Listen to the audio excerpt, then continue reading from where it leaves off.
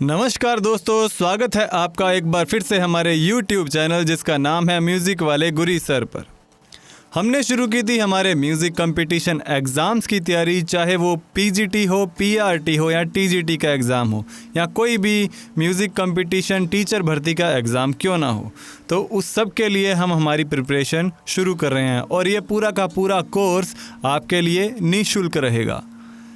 तो हमने शुरू की थी हमारी यूनिट नंबर 3, 2 यूनिट्स हमने कंप्लीट कर ली हैं। यूनिट 3 हम शुरू कर चुके हैं। तो तीसरी इकाई जिसका नाम है रस और सौंदर्य, इसमें हम पढ़ने वाले हैं रस, सौंदर्य, राग रागिनी तथा ललित कलाओं के अंतर संबंध के बारे में।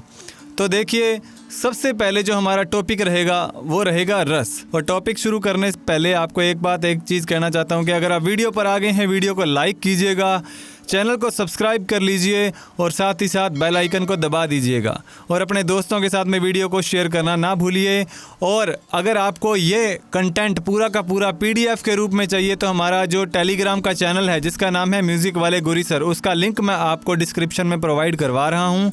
वहाँ पर आप क्लिक करके ज्वाइन कर सकते हैं या डायरेक्ट सर्च करके भी हमारे साथ जुड़ सकते हैं। तो चलिए, टाइम वेस्ट ना करते हुए शुरू करते हैं हमारा टॉपिक जिसका नाम है रस। संगीत में सुंदरता की वृद्धि के लिए रस एक आवश्यक तत्व है। सुंदरता बढ़ाने के लिए रस काव्य का मूल आधार प्राणत्व अथवा आत्मा है।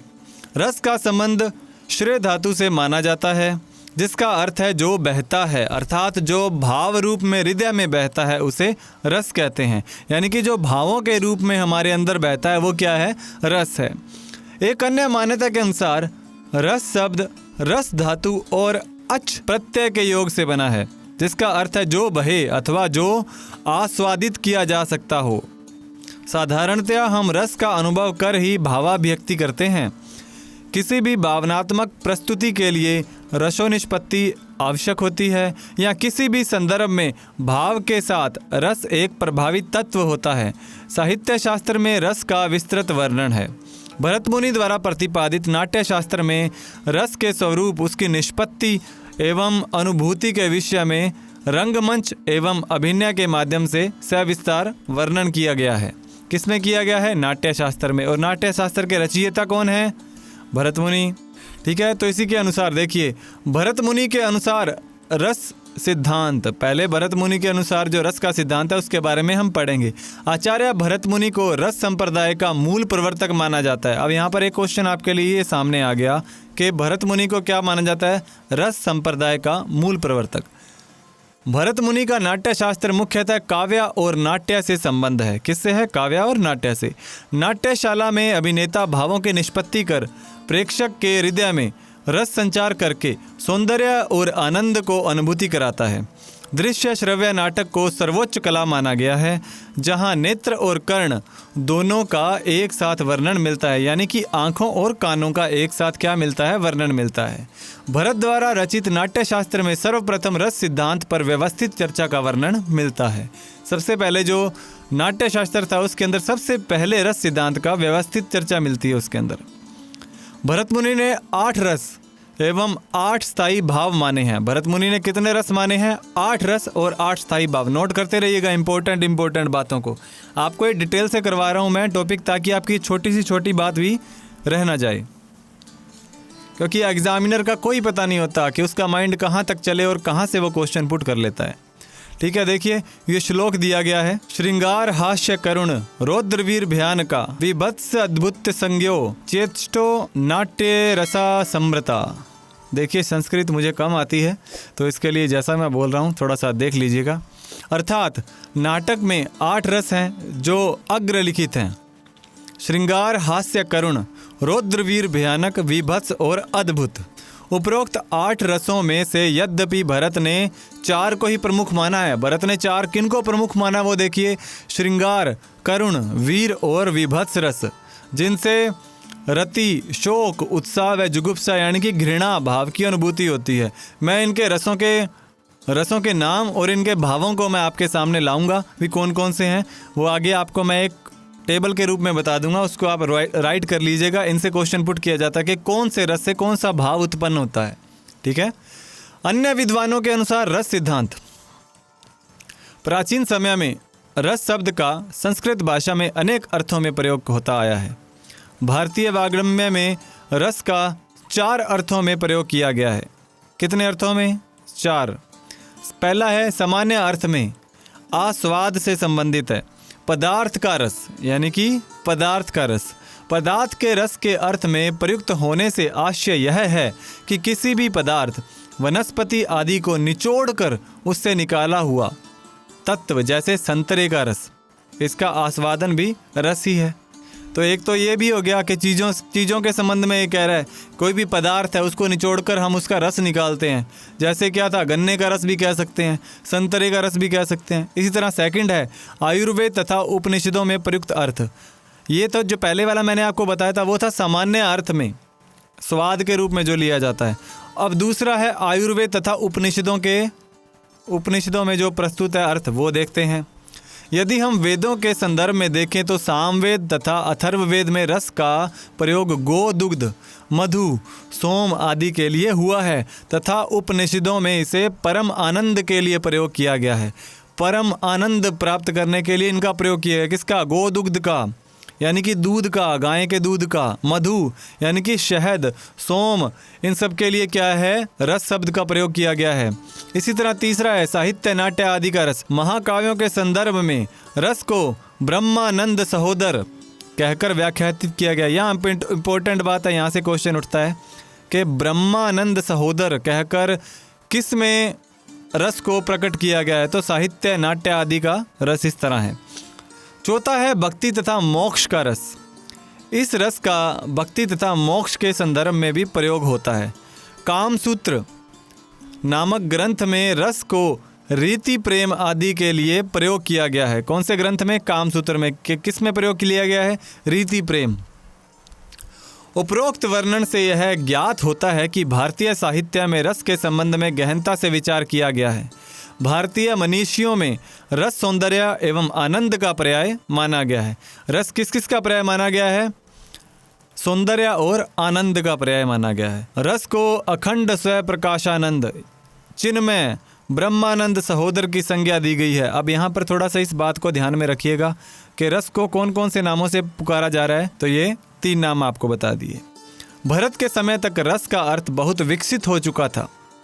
इसकी पुष्टि इस बात से मिलती है कि भरत ने अपने ग्रंथ में कुछ पूर्ववर्ती आचार्यों के नामों का उल्लेख किया है, किंतु पूर्ववर्ती आचार्यों द्वारा लिखे गए अन्य आज उपलब्ध नहीं। उनके द्वारा जो भी लिखे गए ग्रंथ हैं वो हमें नहीं उपलब्ध होते।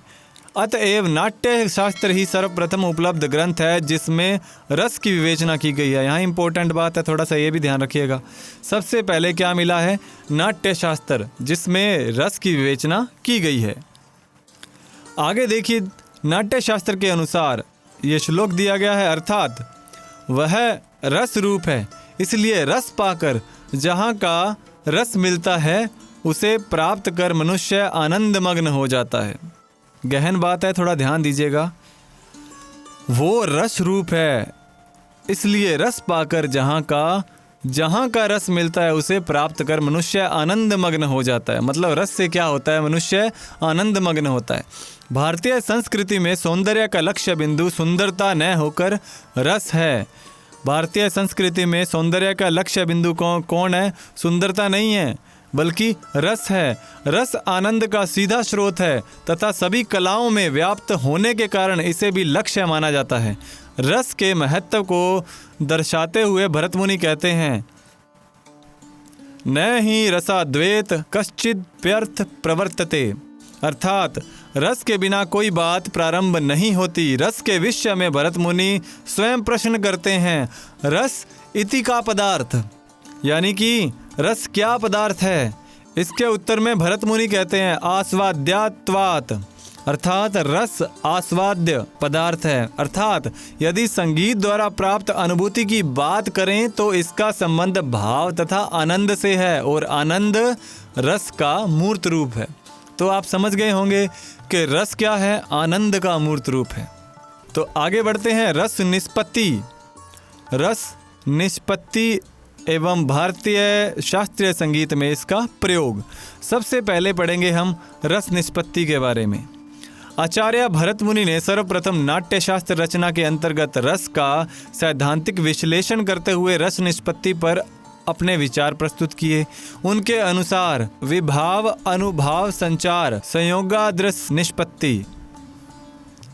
रस निष्पत्ति अर्थात विभाव, अनुभाव और संचारी भाव के सहयोग से ही रस की निष्पत्ति होती है, किंतु साथ ही वे स्पष्ट करते हैं कि स्थायी भाव ही विभाव, अनुभाव और संचारी भाव के सहयोग से स्वरूप को ग्रहण करते हैं। भरत मुनि ने नाट्य शास्त्र के 4 पक्षों पर मुख्य रूप से विचार किया है: अभिनय, नृत्य, संगीत और रस। ये 4 पक्ष याद रखिएगा, इंपॉर्टेंट है। इसमें प्रथम 3 साधन मात्र हैं, जिसके माध्यम से चौथे की अनुभूति होती है। मतलब पहले 3 क्या है? साधन है। अभिनय एक साधन है, नृत्य और संगीत एक साधन है, जिसके अनुसार ही चौथे की अनुभूति होती है, यानी कि रस की अनुभूति होती है, जिसे रसानुभूति कहा गया है। नाट्य का अंतिम लक्ष्य है चरमोत्कर्ष, अर्थात रस की निष्पत्ति और सहृदय द्वारा उसका आस्वादन है। अर्थात भरत मुनि ने मनोवैज्ञानिक आधार पर भाषा का विश्लेषण करते हुए लिखा है कि भिन्न भिन्न रस के अनुभव तथा आस्वाद के लिए भिन्न भिन्न प्रकृति की आवश्यकता होती है। एक ही प्रकृति विभिन्न रसों का आस्वाद नहीं ले सकती। जैसे वीर प्रकृति भयानक से साम्यता नहीं रखती, जैसे वीर प्रकृति है वो भयानक से साम्यता नहीं रखती। भरत ने भाव और रस पर परस्पर शरीर और आत्मा का संबंध बनाते हुए लिखा है: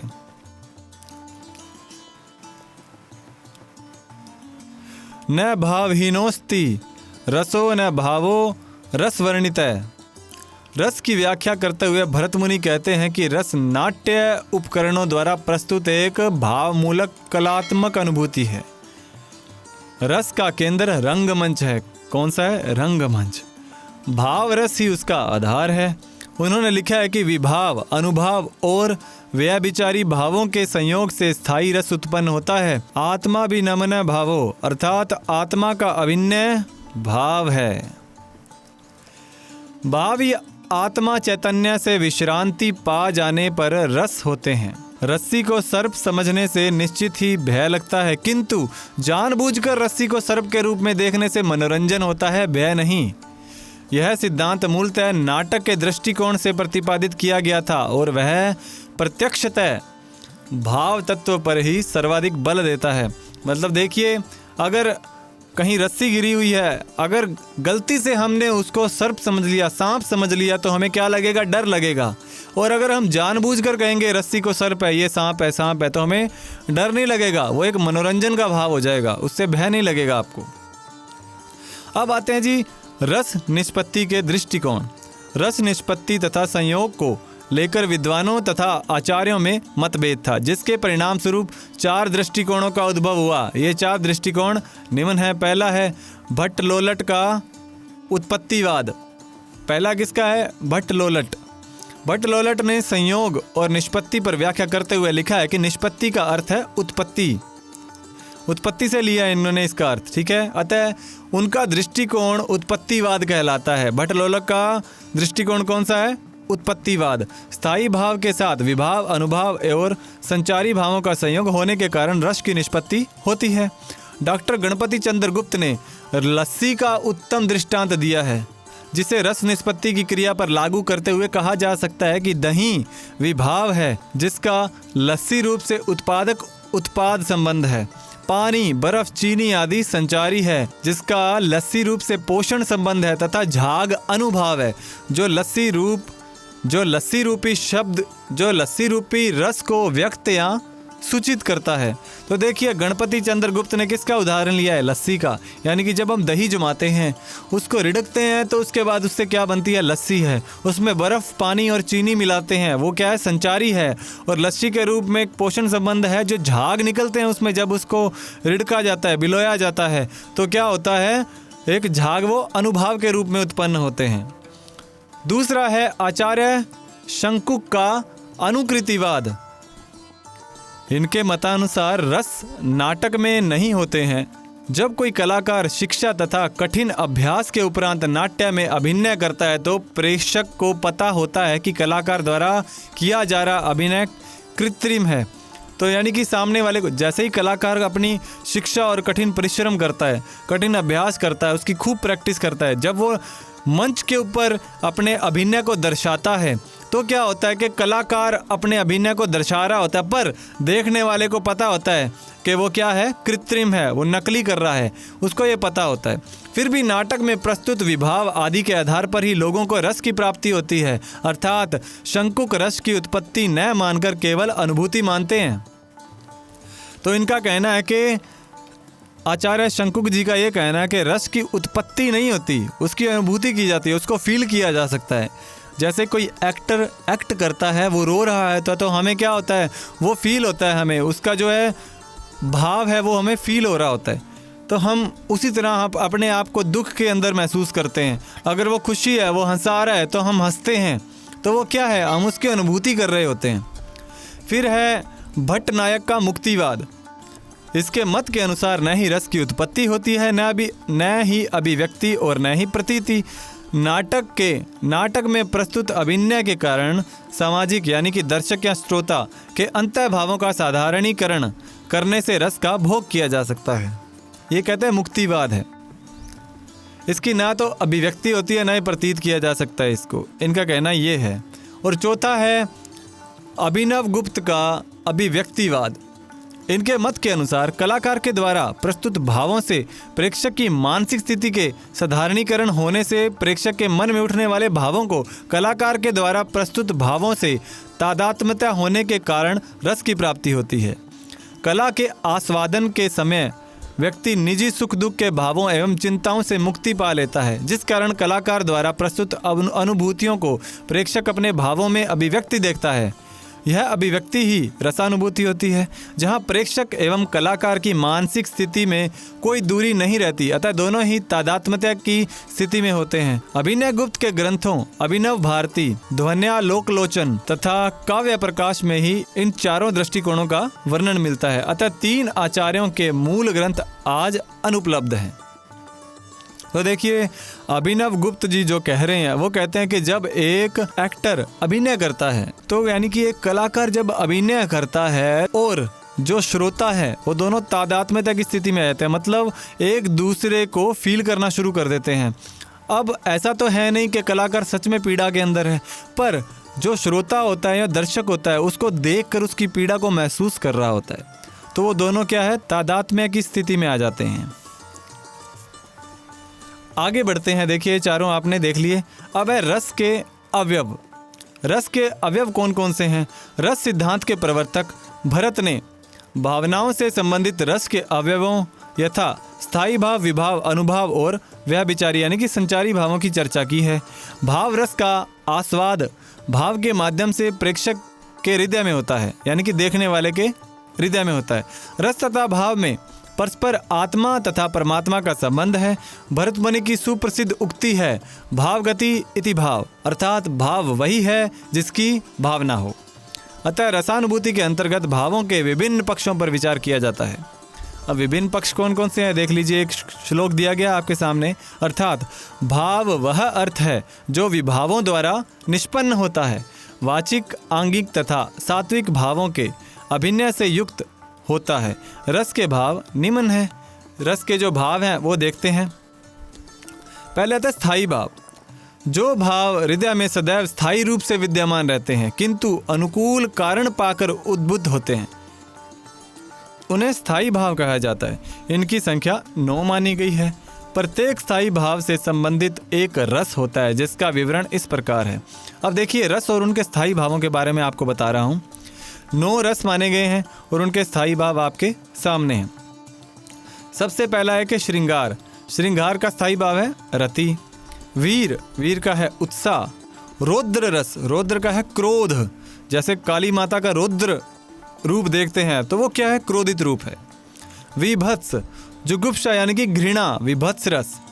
जब हम किसी सड़ांध वाली को देखते हैं, जगह जहाँ सड़न हो रही है, उसको देखकर घृणा उत्पन्न होती है। फिर आता है अद्भुत। अद्भुत से विस्मय उत्पन्न होता है।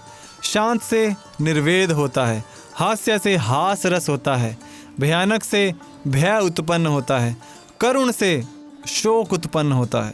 ये इनके स्थायी भाव हैं। ठीक है, तो 9 इनकी संख्या मानी गई है और 9 ही इसके स्थायी भाव हैं। ठीक है, और जब इनका अनुकूल वातावरण मिलता है, अनुकूल कारण होता है, जैसे देखिए आपको एक उदाहरण देता हूँ मैं। आपने कहीं शेर को देखा, सब आपके सामने है, तो आपको उसको देखकर क्या लगेगा? डर लगेगा। तो देखिए भय किसका है? वो भयानक दृश्य हो गया आपके लिए। ठीक है, उसको देखकर आपको भय लगेगा। यहाँ कई एक्सीडेंट देख लेते हैं हम, कई एक्सीडेंट देख लिया तो हमें क्या होता है, वो वही एक जो जिसमें किसी की टांग कट गई, किसी का हाथ कट गया, तो एक भयानक दृश्य है, उसको देखकर भय होगा। ठीक है, और इसी तरह किसी वीर को देखते हैं, जब हम किसी वीर दृश्य को देखते हैं जहाँ पर जैसे हम भारत माता के लिए गीत सुनते हैं, हमारे देश के लिए गीत सुनते हैं, वह हमें कहाँ मिलता है? वीर रस से हमें उत्साह प्राप्त होता है कि हमारे देश के लिए मर मिटेंगे हम। इसके अतिरिक्त 2 रसों की चर्चा और होती है। पहला है वात्सल्य और दूसरा है भक्ति। वात्सल्य का स्थायी भाव है जो संतान विषयक रति है, यानी कि वात्सल्य जो उत्पन्न होता है अपनी संतान के लिए उत्पन्न होता है, और भक्ति है वो भगवद विषयक रति है, यानी कि भगवान के लिए ये उत्पन्न होता है, जो भक्ति रस उत्पन्न होता है। स्थायी भावों की संख्या 9 मानी गई, अतः मूलतः 9 रस ही माने गए हैं। रति के 3 भेद माने जा सकते हैं: दाम्पत्य रति, वात्सल्य रति, भक्ति संबंधी रति।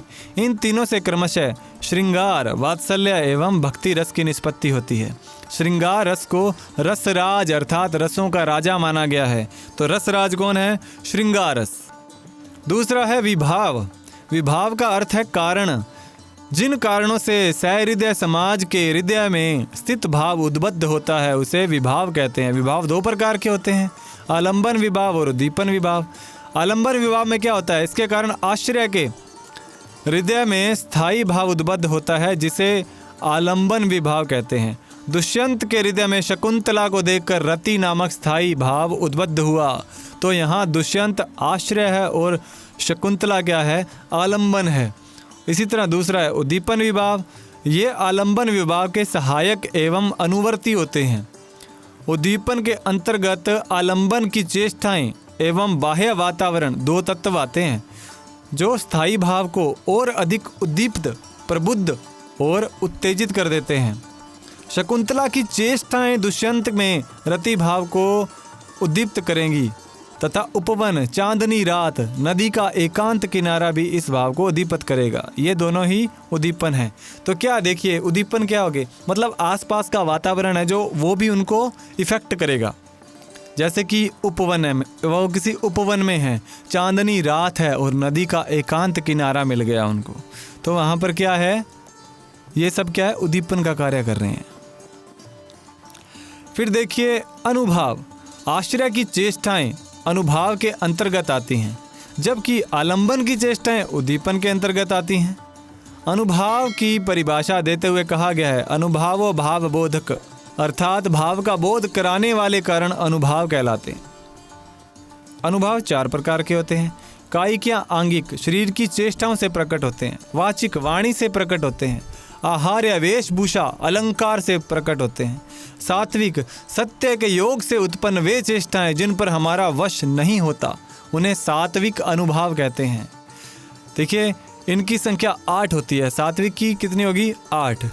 स्वेद, रोमांच, स्वर भंग, वैवर्ण्य, कंप, स्तंभ, अश्रु, प्रलय। आपको इनके नाम ही याद रखने हैं कि सात्विक, आपसे क्वेश्चन इस तरह पूछा जा सकता है, इनमें से सात्विक भाव नहीं है तो 3 इनमें से दे देगा, 1 कुछ अलग दे देगा, तो हमारा इस तरह से क्वेश्चन इसमें से बन जाएगा। इसी तरह अगला है संचारी भाव। स्थायी भाव को पुष्ट करने वाले संचारी भाव कहलाते हैं। ये सभी रसों में संचरण करते हैं। इन्हें व्यभिचारी भाव भी कहा जाता है। इनकी संख्या 33 मानी गई है, जिनके नाम निम्न प्रकार हैं। संचारी भावों की संख्या कितनी है? 33 है। और 8 किनकी थी? सात्विक की। सात्विक की 8 है, यानी कि 7, जहाँ 7 आ गया 7, 8। सात्विक की 8, संचारी 33।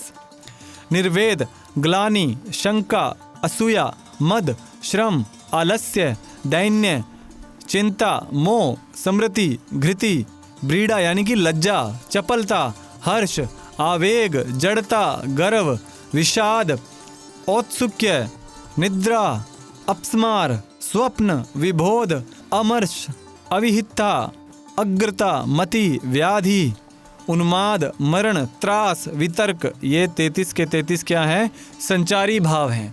तो दोस्तों आज हम इतना टॉपिक करेंगे और बाकी जो हमारा नेक्स्ट टॉपिक है रस के भेद और प्रकार, वो हम हमारे नेक्स्ट लेक्चर के अंदर करेंगे। और इस लेक्चर को आप अच्छे से रीड कीजिएगा, इसके अंदर आपको 4 से 5 क्वेश्चन देखने के लिए मिल जाएंगे। बिल्कुल इजीली आपको 4 से 5 क्वेश्चन इनसे देखने को मिलेंगे। इसको थोड़ा गंभीरता से लीजिएगा और दोस्तों के साथ में इसको शेयर ज़रूर कीजिएगा जिनको ज़रूरत है, क्योंकि ये पूरा का पूरा मैं कोर्स आपको फ्री में प्रोवाइड करवा रहा हूँ। इसके लिए आपसे कोई भी शुल्क, कोई भी फ़ीस नहीं ली जा रही। बस आपसे एक ही उम्मीद है कि इसको आप ज़्यादा से ज़्यादा शेयर कीजिए, ताकि जो लोग सच में डिज़र्व करते हैं, जिनको सच में तैयारी करनी है, गंभीरता से तैयारी करनी है, वो इसका लाभ उठा सकें। तो मिलते हैं अगले लेक्चर के अंदर। तब तक के लिए पढ़ते रहिए, बढ़ते रहिए। जय हिंद, जय भारत।